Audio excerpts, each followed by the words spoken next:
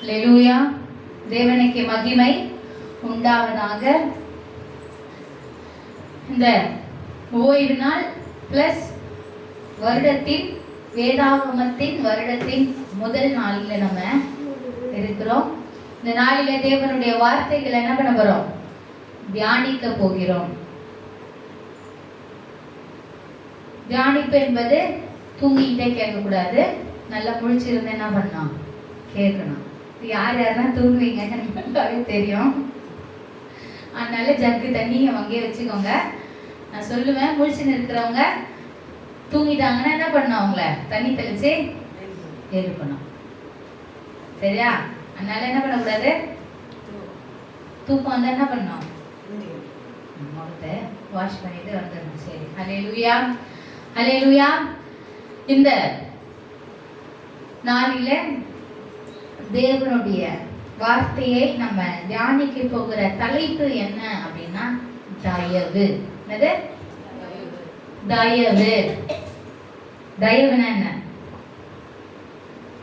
தயவுனா என்ன? தயவு காட்டுகிறது. யார் யார் மேல தயவு இருக்கிறது என்பது குறித்து நம்ம தியானிக்க போகிறோம்.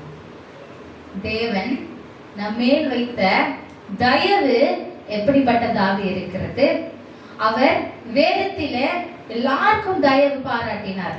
ஆனா அதிலிருந்து சில பேரை மட்டும் எடுத்து எப்படி அந்த தயவு, எப்படியெல்லாம் அந்த தயவு கிரியை செய்தது அப்படின்னு குறித்து என்ன பண்ண போறோம்?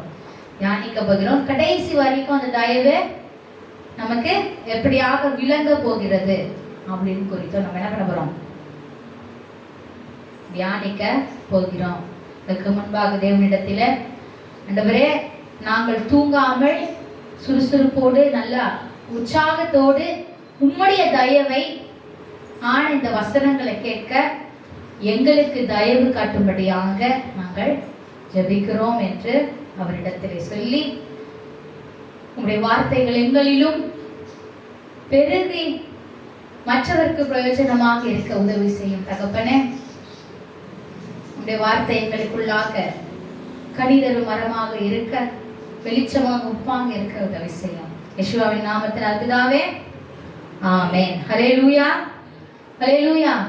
தேவனுக்கே மகிமை உண்டாவதாக. வாசிக்கலாம்.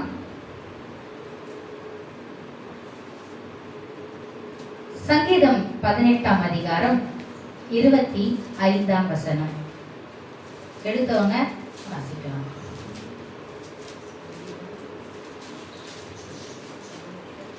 சங்கீதம் 18ஆம் அதிகாரம் 25வது வசனம். தயவுள்ளவனுக்கு நீர் தயவுள்ளவராகவும் உத்தமனுக்கு நீர் உத்தமராகவும்.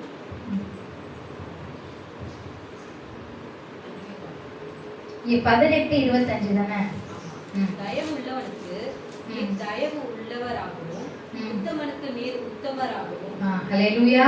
தயவு உள்ளவனுக்கு அவர் தயவு உள்ளவராகவும் உத்தமனுக்கு அவர் உத்தமனாகவும் இருக்கிறார். சரியா? அப்ப தயவு என்பது முதல்ல எங்க இருந்து ஸ்டார்ட் ஆகுது? இல்லையா? தயவு உள்ளவனுக்கு அவர் தயவு செய்கிறவராக இருக்கிறார். ஹல்லேலூயா, ஹல்லேலூயா. தேவனுக்கே மகிமை உண்டாவதாக. இப்ப யாரெல்லாம் வேதத்துல தயவு உள்ளவர்களாக இருந்து அவருடைய தயவை பெற்றார்கள் என்பதை குறித்து பார்க்கலாம். வாசிக்கலாம். ஆதியாகமம் 32ஆம் அதிகாரம் 10வது வசனம்.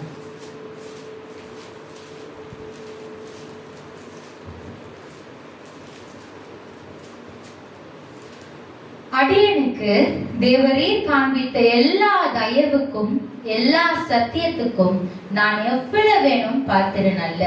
நான் கோலும் கையுமாய் இந்த யோர்தானை கடந்து போனேன்.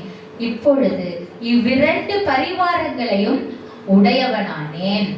அது யாரு? யாரிடத்துல சொல்லுகிறாரு?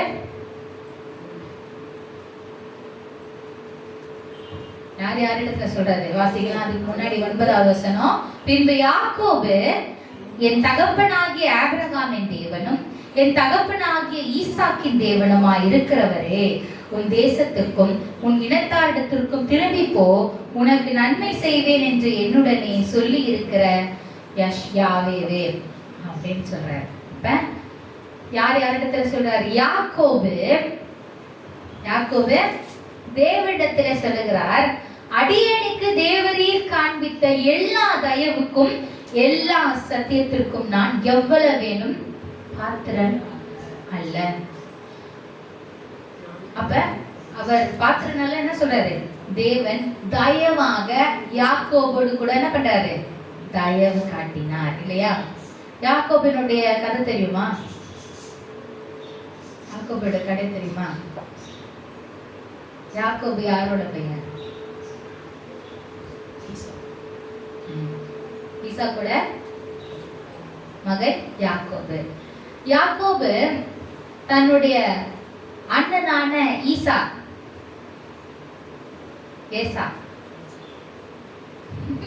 விழிக்கிறாங்க. ஈசா நல்ல வேலை. மற்றவங்களுக்கு அது எதுவும் இல்லை, ஏதோ சொல்லுங்க, அவங்க அண்ணன் பேர் எது வேணாலும் இருக்கட்டும் அப்படின்னு இருக்கிறாங்க.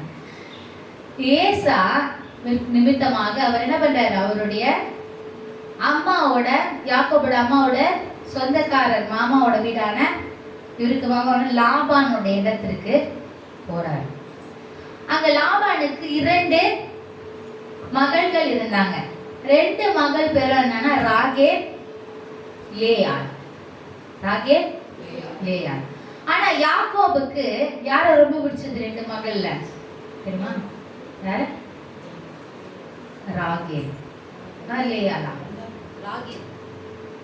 யாருக்கு பிடிச்சது? ராகேல தான் அவரு விரும்பினார். சரி, அவரை கல்யாணம் பண்ணிக்கலாம் அப்படின்னு சொல்லிட்டு தன்னுடைய மாமனார் இடத்துல தேவன் காட்டின தயவை குறித்து நான் பேசிட்டு இருக்கேன், கவனிங்க. கல்யாணம் பண்ணிக்கலாம் அப்படின்னு சொல்லிட்டு என்ன பண்ணுவாரு? கேட்பாரு. ஆனா லாபானும் உங்க மாமனார் என்ன பண்ணுவாரு? ராகேல கல்யாணம் பண்ணிக்கிறதுக்கு முன்னாடி கல்யாணம் பண்ணி வைக்கிறேன்னு சொல்லிட்டு மாத்தி யார கல்யாணம் பண்ணிடுவாரு? ஏன்னா லேயால மணப்பெண்ணை மாற்றி விடுவார். அது யாருக்கு தெரியாது? யாக்கோபுக்கு தெரியாத இந்த மேனிபுலேட் பண்ணிட்டாங்க, மாத்திட்டாங்க. அது ஒரு வாரத்துல யாக்கோபுக்கு தெரியும் பொழுது இவளை கல்யாணம் பண்ணி கொடுக்கணும்னு சொல்லிட்டு அதற்காக 7 வருஷம், யாருக்காக? ராகேலுக்காக 7 வருஷம் அங்க என்ன பண்ணுவாரு? ஒர்க் பண்ணுவாரு, வேலை செய்வாரு லாபான் இடத்துல. யாரு? யாக்கோபு. ஆனா அவருக்கு 7 வருஷமும் ஒர்க் பண்ணி யார் கிடைக்கல? ராகேல் கிடைக்கல. தேவனுடைய தயவு ஆத்தியா அங்க வெளியாச்சு. சரியா? ஓகேவா? தயவுன்ற மீனிங்க்கு அர்த்தம் 100% வேறு தான் கொடுக்கும். நம்ம வேற மாதிரி புரிஞ்சுப்போம். ஆனா தயவுன்றது மீனிங்க நம்ம பிப்ளிக்கலி எப்படி எடுக்கலாம் அப்படின்னு பார்க்கலாம். என்ன அங்க தேவனுடைய தயவு வந்துச்சு. சரி, அடுத்தது இப்ப அதுக்கப்புறம் என்ன பண்ணி இந்த மாதிரி ஏமாற்றிட்டீங்களே அப்படின்னு கேட்கும்போது, சரி இன்னும் கொஞ்ச நாள் என் கூட வேலை செய், நான் யாரை கல்யாணம் பண்ணி வைக்கிறேன்?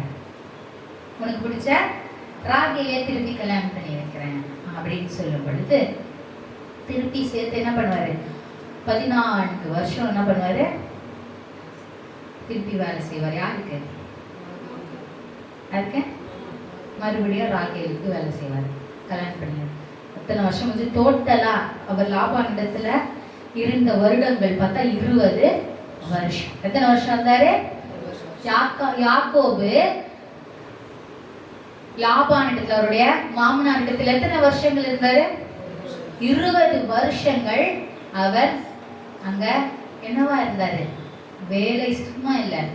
அவர் என்னதான் மாமாவா இருந்தாலும் என்னவா இல்ல, அவர் சும்மா இல்ல, அங்க வேலை செய்து அந்த மாமனாருக்கு அநேக வருமானங்களை ஈட்டிக் கொண்டு கொடுத்தார்.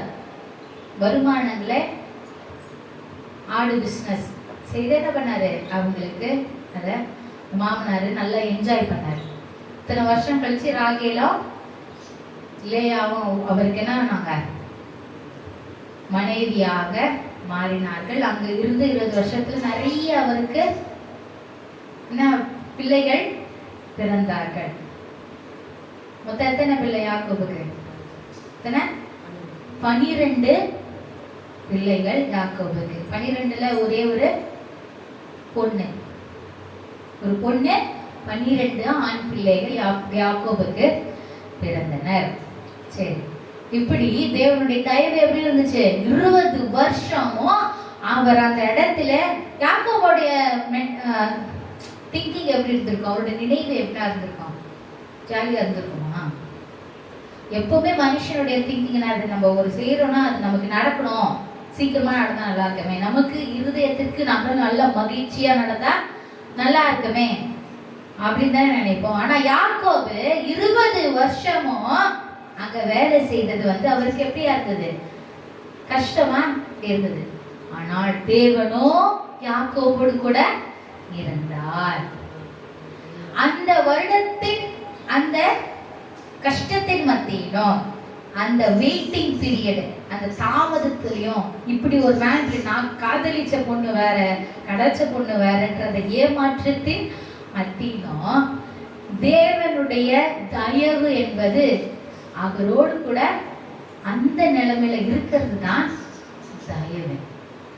போராட்டத்தின் பிரச்சனையின் மத்தியில அவர் ஸ்ட்ராங்கா ஒண்ணு ஆண்டவர் அவர் பக்க பலமா இருக்கிறாருல்ல, அங்கதான் தேவனுடைய தயவு. அப்ப யாக்கோபு டோட்டலா 20 வருடம் அவர் காத்திருந்தார்.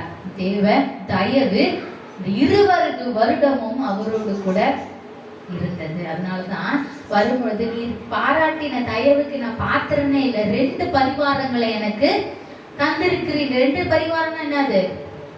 நிறைய சம்பாதிச்சாரு யாக்கோபு.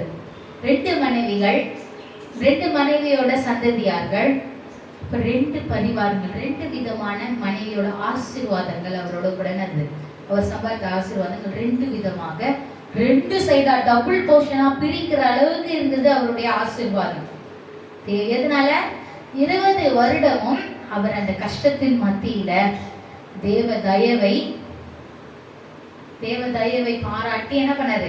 இருந்தது நிமித்தமாக தான் அவர் சொல்லியிருக்கலாம்ல, இத்தனை வருஷம் கஷ்டப்பட்ட ஆண்டவரே, நான் இத்தனை வருஷம் கஷ்டப்பட்ட நான் எப்படி வெளியே வரணும் அப்படி சொல்லியே.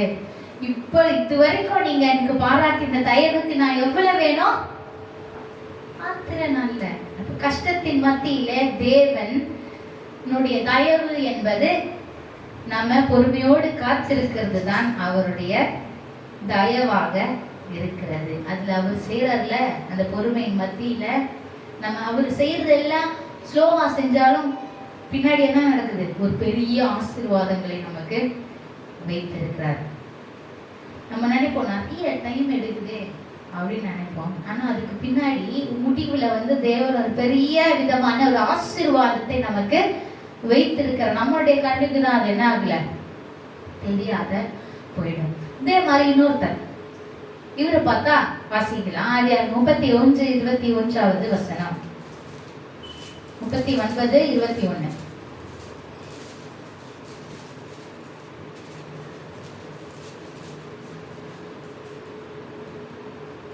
யாவே தேவனோ யோசேப்போட இருந்து அவன் மேல் கிருபை வைத்து சிறைச்சாலை தலைவனுடைய தயவு அவனுக்கு கிடைக்கும்படி செய்தார். இப்போ யோசேப்புக்கு வரும்.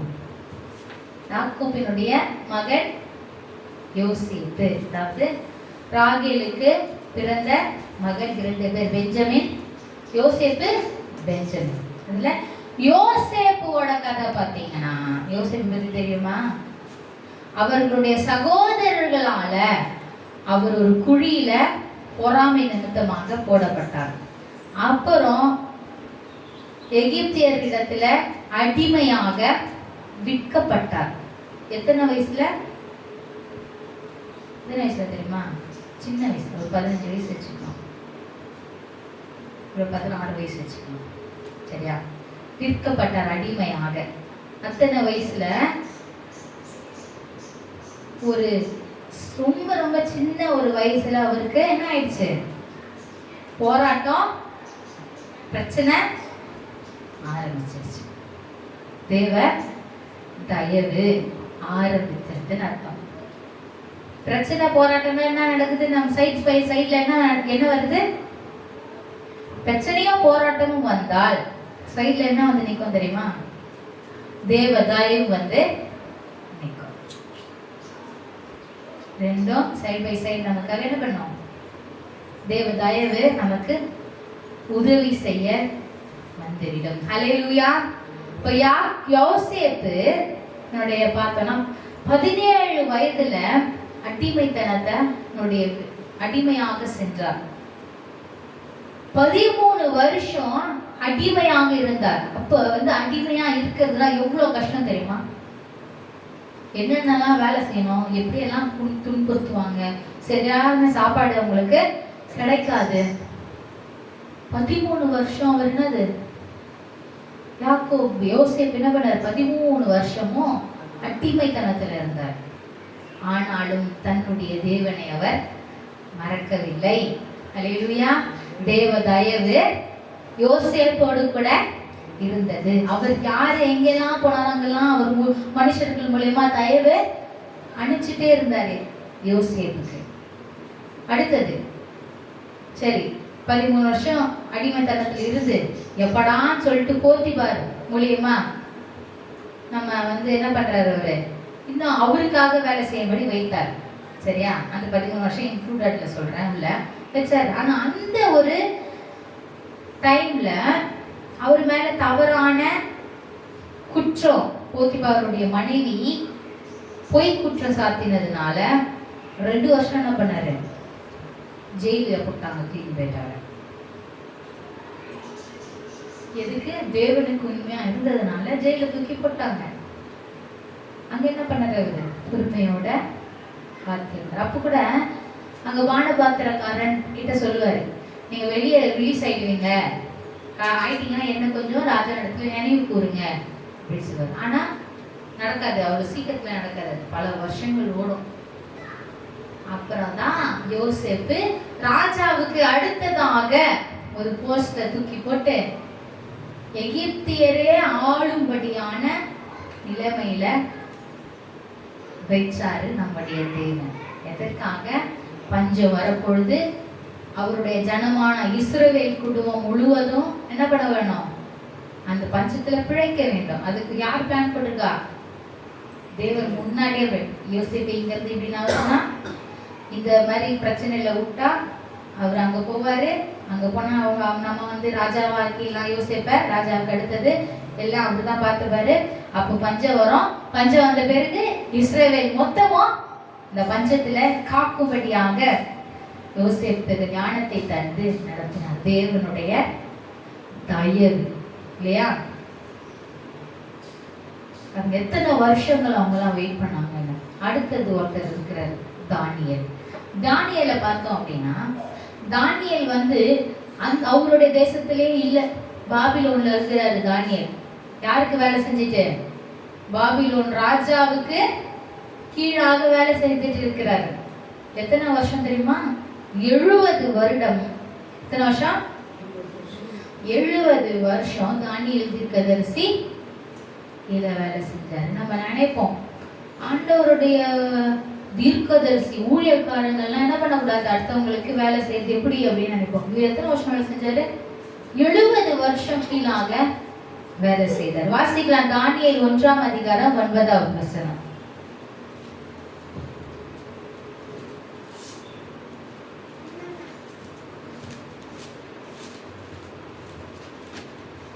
தானியேல் 1:9 வசனம்.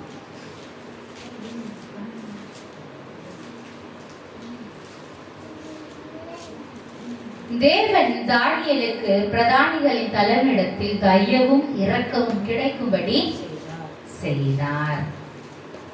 தானியேலுக்கு என்ன நடக்குது? தேவனுடைய தயவு என்பது அவர் இருந்த அந்த 70 வருடமும் தேவ தயவு இருந்துச்சு. ஹல்லேலூயா, ஹல்லேலூயா. நம்ம ஆரம்பத்துல ஒரு வசனம் வச்சோம்ல, சங்கீதம் 18:25. அதே வசனம் 2 சாமுவேல் 22:26 வசனத்திலும் இருக்கு. தேவன் தயவு உள்ளவனுக்கு தயவு உள்ளவர், முத்தவனுக்கு உத்தமமா இருக்கிறார் அப்படின்னு சொல்லிட்டு தாவீது சொல்லி இருக்கிறார் இல்லையா? அப்ப இவர்களை பார்க்கும் பொழுது யாருடைய இருதய தேவன் எங்க பார்க்க மாட்டாரு? முகத்தை பார்க்க மாட்டாரு. நம்மளுடைய இருதயத்தை தான் அவர் பார்ப்பார். என்ன பார்ப்பார்? தாழ்மைய பார்ப்பார். தாழ்மையா இருக்கிறாங்களா? தாழ்மை இருந்தாலே அவங்க கிட்ட ஆட்டோமேட்டிக் என்ன இருக்கும்? தயவு என்பது இருக்கும். சங்கீதம் 119 அதிகாரம் 58வது வசனத்தை வாசிக்கலாம்.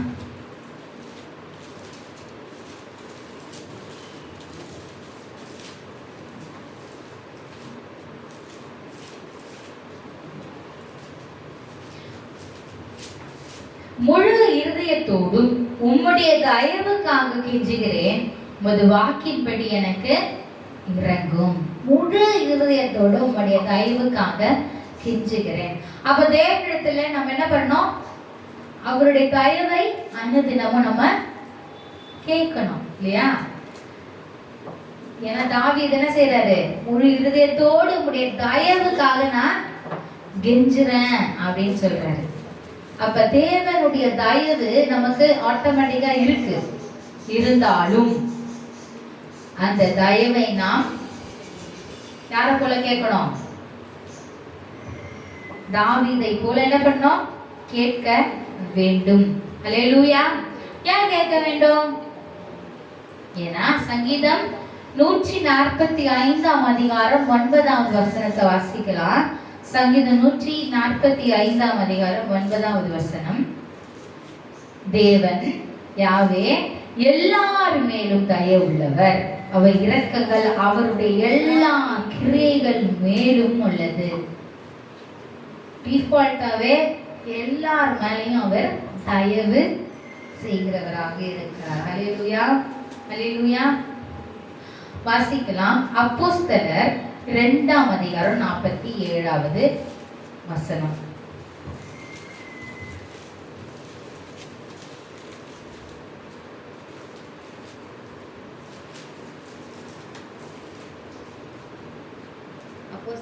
அப்போஸ்தலர் 2ஆம் அதிகாரம் 47. எடுத்தீங்கன்னா வாசிங்க. தேவனை துதித்து ஜனங்கள் எல்லாரிடத்திலும் தயவு பெற்று இருந்தார்கள். ரட்சிக்கப்படுகிறவர்களை யெகோவா அனுதினமும் சபையிலே சேர்த்துக் கொண்டு இருந்தார். அல்லேலூயா. தேவனை துதித்து ஜனங்கள் எல்லாரிடத்திலும் தயவு பெற்றிருந்தார்கள். யாரு பெற்றிருந்தா? இங்க யாரை பற்றி போட்டிருக்கு சொல்லுங்க. 14வது வசனத்திலிருந்து வாசிக்கலாமா? விசுவாசிகள் எல்லாரும் ஒருமித்திருந்து சகலத்தையும் பொதுவாய் வைத்து அனுபவித்தார்கள். காணியாட்சிகளையும் ஆஸ்திகளையும் விற்று ஒருவருக்கு ஒரு தேவையான தக்கதாக அவைகள் எல்லாருக்கும் பகிர்ந்து கொடுத்தார்கள். அவர்கள் ஒருமனப்பட்டவர்களாய் தேவாலயத்தில் அனுதினமும் தரித்திருந்தார்கள். வீடுகள் தோறும் அப்பம் பிட்டு மகிழ்ச்சியோடும் கவடமில்லாத இருதயத்தோடும் ஜெபம் பண்ணி போஜனம் பண்ணி தேவனை துதித்து ஜனங்கள் எல்லாரிடத்திலும் தயவு பெற்றிருந்தார்கள். தேவனை நம்ம துதிப்பது என்பது ஜனங்களிடத்திலிருந்து தயவை கொண்டு வருகிறதா இருக்கு. அல்லேலூயா. எப்படி? தேவனை துதிப்பது என்பது ஜனங்களிடத்திலிருந்து தயவை கொண்டு வருகிறதாக இருக்கு. ஆமென். அல்லேலூயா. எப்படி? தானியேல் பார்த்தோம்னா நேபுகாத்நேச்சார் ஒரு பெரிய சிலையை செய்து இதைதான் வணங்கணும் அப்படின்னு என்னதான் வணங்கணும், உங்களுடைய தெய்வங்களை நீங்க வணங்க கூடாது அப்படின்னு ஒரு ஆர்டர் போடும் பொழுது தானியேலோ 3 வேளையும் யாரை துதிச்சாரு? யாரை ஆராதனை செய்தாரு? யாக்கோபு, இசாக்கு தேவன, ஆபிரகாம் தேவன் என்ன பண்ணாரு? அவரை மாத்திரம் தான் வணங்கினாரு. இதை பார்த்த அவருக்கு விருப்பம் இல்லாத போராமைக்காரர்கள் ராஜாவிடத்துல சொல்லி, ஏன்னா ராஜாக்கோ தானியேலை என்ன பிடிக்கும்? ரொம்பவும் பிடிக்கும். ஆனா இதை பார்த்து சும்மா இல்லாம என்ன பண்ணாங்க? தானியேலை யாரெல்லாம் இந்த சட்டத்திற்கு கீழ்ப்படிக்கலையோ அவங்கள யாரும் எந்த குகைக்குள்ள போட்டுருவாங்க? சிங்கத்தினுடைய குகையில போட்டுருவாங்க. சிங்கம் என்ன பண்ணும்? பீறி போட்டுரும். ராஜாவுடைய கட்டளை கீழ்ப்படியலன்னா அதே மாதிரி இவனுங்க எல்லாம் என்ன பண்ணானுங்க? சேர்ந்து ராஜாவிடத்துல கம்ப்ளைண்ட் பண்ணி தானியேலை எங்க தூக்கி போட்டாங்க? சிங்கத்தினுடைய குகையில தூக்கி போட்டாங்க. ஆனா ராஜா என்ன பண்ணாரு? வந்து கேட்பாரு, தானியேல் இருக்கிறியா உள்ளன்னு. இருக்கிறேன் அப்படின்னு சொல்லுவாரு. இல்லை ஃபர்ஸ்ட் பார்த்தீங்கன்னா தெரியாது. அந்த இன்சிடென்ட் எல்லாம் வாசிக்கும் பொழுது தேவன் எப்படி தயவு அங்க இருந்தது. அத்தனை சிங்கங்களின் வாய்களையும் அவர் என்ன பண்ணாரு, தேவன் கட்டி போட்டார். சிங்கம் அவரை ஒரு ஸ்கிராட்ச் கூட பண்ணாம என்ன பண்ணாரு, தேவன் அவருக்கு தயவு செய்தார். அப்படிப்பட்ட வேற ஒரு இடத்துல அவங்க நாட்டிலே இருந்துகிட்டு நம்முடைய தேவனை அவர் மகிமைப்படுத்தி அதற்கான தண்டனையில இருக்கும் பொழுது அந்த தண்டனை கொஞ்சம் கூட தானியலை சேதப்படுத்தாம வெளியே கொண்டாந்தாரு பார்த்தீங்களா. அங்கதான் தேவனுடைய தயவு இருக்கு. தேவன் தானியல் என்ன பண்ணாரு, துதிச்சாரு. தேவ தயவு அங்க காணப்பட்டது. நம்மளுடைய வாழ்க்கையிலும் பிரச்சனையில இருக்கும் பொழுது, போராட்டத்துல இருக்கும் போது நம்ம என்ன பண்றோம்? லேடிஸ் பொதுவாக என்ன பண்ணுவாங்க சொல்லுங்க, நீங்க தான் சொல்லுங்க என்ன பண்ணுவாங்க, எனக்கு தெரியும். என்ன பண்ணுவீங்க? பிரச்சனை வரும்போது என்ன பண்ணுவோம், பிரச்சனைக்குள்ள சண்டை போட்டுப்பாங்க. அப்புறம் என்ன பண்ணுவீங்க நீங்களாம்? ஒரு பிரச்சனை வருது என்ன பண்ணுவீங்க? நடி பக்கத்து இந்த மாதிரி பிரச்சனையா இருக்குடி, நடி பண்றது நானு அப்படின்னு பக்கத்து வீட்டில் போவோம், பக்கத்து வீட்டுக்கு போவோம், நடி அப்படின்னு போவோம். அது ஆமாடி, நீ இப்படிலாம் இருக்காதடி, பெசாத விட்டுடி, இல்லைன்னா சண்டை போட்டு மண்டையை உடச்சிடி அப்படிலாம் என்ன நிறைய ஐடியா வரும்ல அந்த சண்டையில எப்படி வின் பண்றதுன்னு சொல்லிட்டு. இது சரி, இப்போ நம்மளோட இது தெரிஞ்சிச்சு இல்லையா, இப்படி நடக்கும். இன்னொன்று, ஜென்ஸ்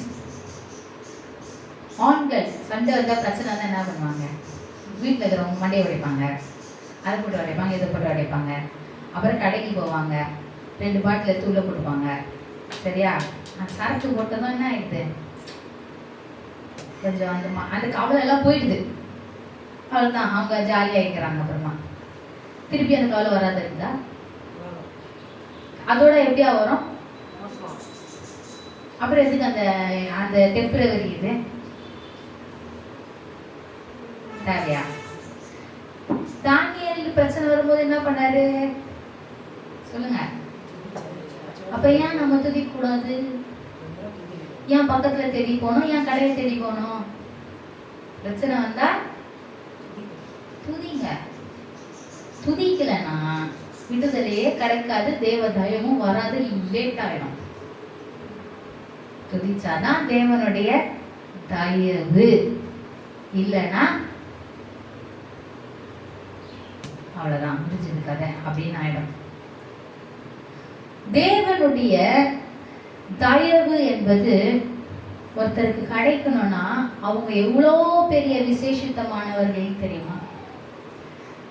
இவங்கெல்லாம் பார்க்குறோமே நம்ம, தானியேல், யாக்கோபு, இன்னும் நிறைய பேர் இருக்காங்க, யோசேப்பு. தயவு, நமக்கும் தயவு இருக்கு. நம்மளும் என்ன பண்ணப்பட்டவங்க, விசேஷித்தவர்கள். ஆனா அந்த தயவை நம்ம சரியா பயன்படுத்திக்கிறது கிடையாது. சரியா பயன்படுத்தினால் அந்த சூழ்நிலையில, அந்தந்த ஒரு சூழ்நிலையில அவருடைய தயவு என்பது செம்மையா இருக்கும்.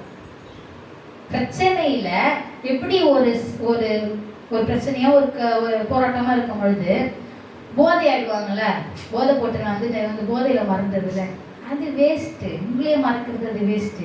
அந்த பிரச்சனைகள் மத்தியிலையும் தேவ தயவுல நிரம்பி அந்த பிரச்சனைய ஃபேஸ் பண்றது இருக்கு பாத்தீங்களா, அங்கதான் ஒரு மனுஷன் 100% மனுஷனா ஆகிறான். அங்கதான் ஒரு மனுஷன் என்னுடைய சுயநிலத்துல நான் என்னுடைய போராட்டத்தையும் பிரச்சனையும் மேற்கொள்ளாமல் என் தேவனுடைய தயவினாலே நான் இந்த பிரச்சனையை மேற்கொள்றேன். அதுலதான் ஒரு மனுஷனாவே இருக்கிறான், மனுஷியாவே இருக்கிறோம். அதனால இந்த மாதிரி பிரச்சனை நம்ம இவங்களுக்கு வராத பிரச்சனை நமக்கு வந்திருக்கு. அப்ப அவங்கெல்லாம் எங்க போல, குடிக்கல, சண்டை போடல, அவங்களாம் எதுவுமே பண்ணல. எங்க என்ன பண்ணாங்க, தேவனை துதித்தார்கள், தேவனை மகிமைப்படுத்தினாங்க. அதனாலதான் அவங்களாம் என்ன பண்ணாரு, ஆண்டவர் வெயிட் ஆனாலும் தூக்கி பெரிய ஸ்தானத்தை தூக்கி வச்சார். அந்த மாதிரி நம்மளையும் வைக்கணும்னா நம்ம தேவ தயவுக்குள்ளாக தேவ தயவை நாடி தேட வேண்டும், துதிக்க வேண்டும், அவருடைய தயவு அனுதினமும் கெஞ்ச வேண்டும். அல்லேலூயா. வாசிக்கலாம். எபேசியர் 1:6.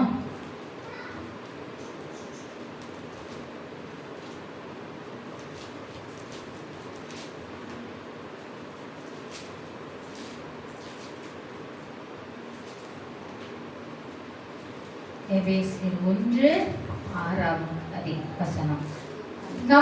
தம்முடைய தயவுள்ள சித்தத்தின்படியே நம்மை இயேசு கிறிஸ்து யெஷுவா மெசியா மூலமாய் தமக்கு சுவிகார புத்திரராகும்படி முன் குறித்து இருக்கிறார்.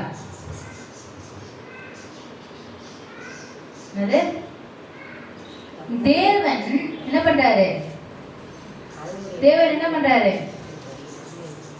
சொல்லுங்களேன். அவருடைய தயவுள்ள சித்தத்தின்படியே நம்முடைய யெஷுவா மசியா மூலமாய் பிதாவாகிய தேவனுக்கு நம்ம புத்திரர்களாக பிள்ளைகளாக ஆகும்படி என்ன பண்ணிருக்கிறாரு? முன் குறித்திருக்கிறார். அப்பனா நம்ம எல்லாம் என்ன பண்ணப்பட்டிருக்கோம்? முன் குறித்து இருக்கிறோம் அப்படின்னு அர்த்தம். சரியா? இப்படி முன் குறிக்கப்பட்ட நாம நம்மளுடைய தேவனை அசட்டை பண்ணினால், தேவனுடைய தயவை அசட்டை பண்ணினா என்ன நடக்கும்? வாசிக்கலாம். ரோமர் 2:4. 2:4.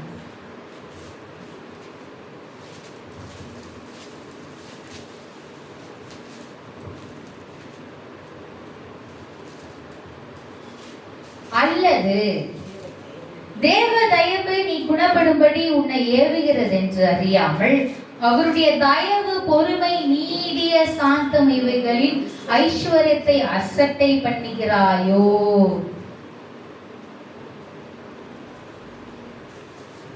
அதுக்கப்புறம் 5:10. உன் மன கடினத்திற்கும் குணப்படாத இருதயத்துக்கும் ஏற்றபடி தேவனுடைய நீதியுள்ள தீர்ப்பு வெளிப்படும் கோபாக்கினை நாளிலே உனக்காக கோபாக்கினை குவித்துக் கொள்ளுகிறாயே.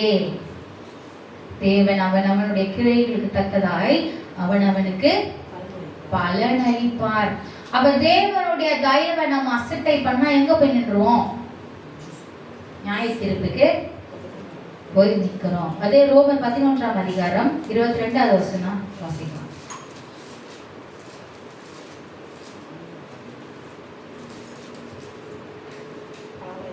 ஆகையால் தேவனுடைய தயவையும் கண்டிப்பையும் பார். விழுந்தவர்களிடத்திலே கண்டிப்பையும் உன்னிடத்திலே தயவையும் காண்பித்தார். அந்த தயவிலே நிலைத்திருப்பாயானால் உனக்கு தயவு கிடைக்கும், நிலைத்திராவிட்டால் நீயும் வெட்டுண்டு போவாய். தேவனுடைய தயவு கண்டிப்பையும் பார்க்கணும். தேவனுடைய தயவையும் கண்டிப்பையும் பார்க்கணும். விழுந்தவர்களிடத்திலே அவர் என்ன பண்றாரு? கண்டிக்கிறார். விழுந்தவரிடத்துல என்ன பண்றாரு? விழுந்தவர்கள் என்னது?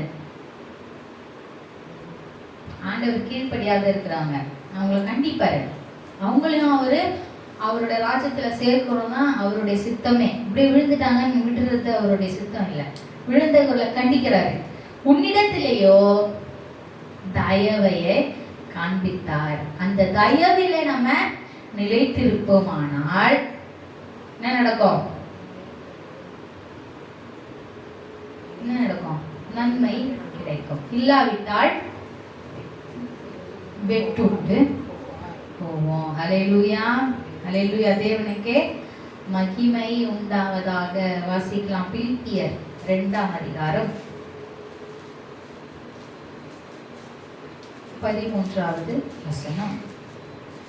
ஏனெனில் தேவன் தம்முடைய தயவுள்ள சித்தத்தின்படி விருப்பத்தையும் செய்கையும் உங்களில் உண்டாக்குகிறவராய் இருக்கிறார்.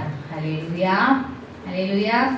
கடைசியாக தேவன் அவருடைய தயவுள்ள சித்தத்தின்படி அவருடைய விருப்பத்தையும் செய்கையும் நம்மிடத்துல என்ன பண்ணோம்? கிரியை செய்யணும்.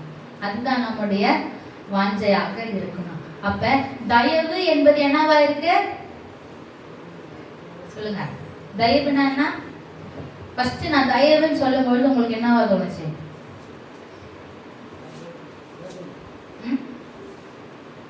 தயவோட டாபிக்னு சொல்லும் போது என்னவா இருக்கும்? தயவு என்றாலே பிரச்சனை இருக்கும் பொழுது தயவு இருக்கும் இல்லையா? பிரச்சனை இருந்தா தயவு இருக்கும். அந்த தயவிலே நிலைத்து நிற்கும் பொழுது நாம் தேவனுடைய ராஜ்யத்துல போய் சேருவோம். இப்ப நம்மளுடைய மென்டாலிட்டி, நம்மளுடைய திங்கிங்லாம் என்ன இருக்கணும்? நான் அவரோட தயவுல நிலைத்திருந்து எங்க போனோம்? தேவனுடைய ராஜ்யத்துல போய் இருக்கணும். அதான் எனக்கு பிரியமா இருக்குது. அல்லேலூயா, அல்லேலூயா. நம்மளால எழுந்திருந்து தேவ தயவு எப்படியாக பழைய ஏற்பாடு தோராவில யாக்கோபோடு, ஆபிரகாமோடு, அப்புறம் ஈசாக்கோடு, அப்புறம்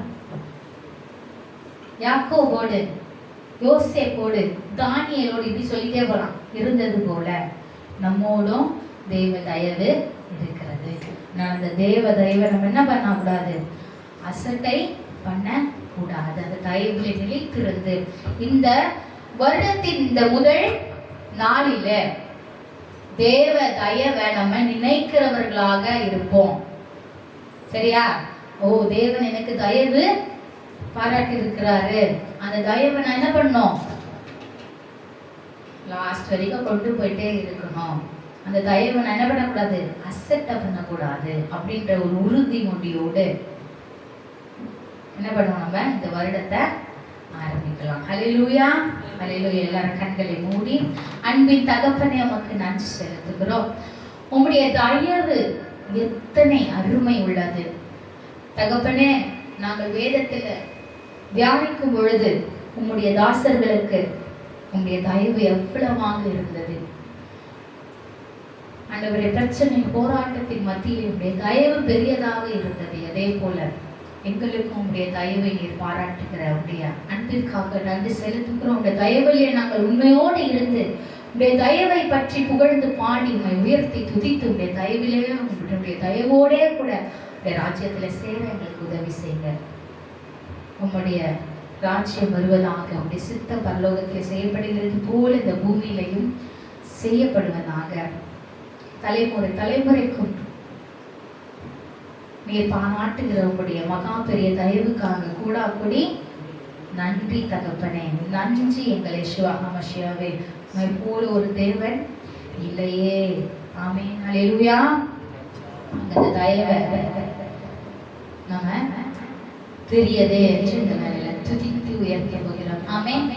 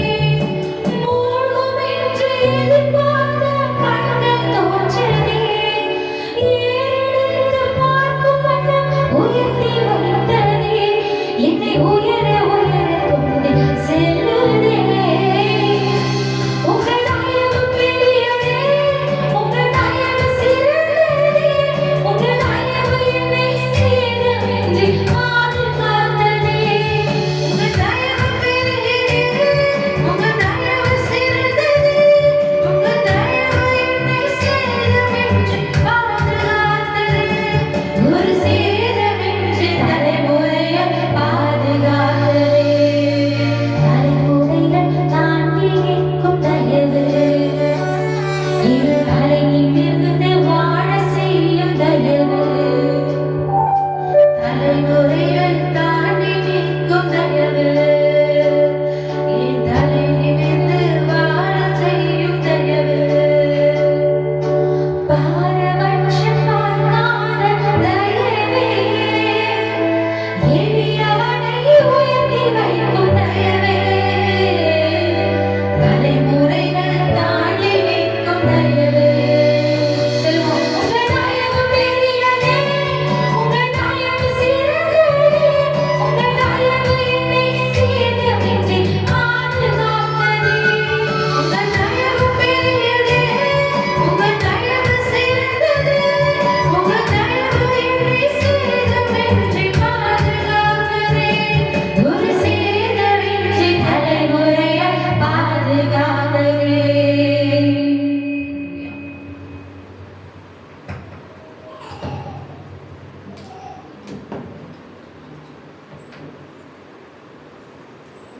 அல்லேலூயா.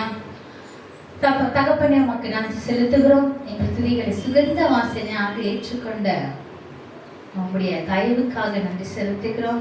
உடைய தயவுகளில் நாங்கள் எப்பொழுதும் நிலைத்திருந்து உம்முடைய தயவை மாத்திரமே எண்ணி அதையே நினைத்து உடைய தயவுக்காக கெஞ்சி உடைய தயவிலே வாழ உதவி செய்யுங்க.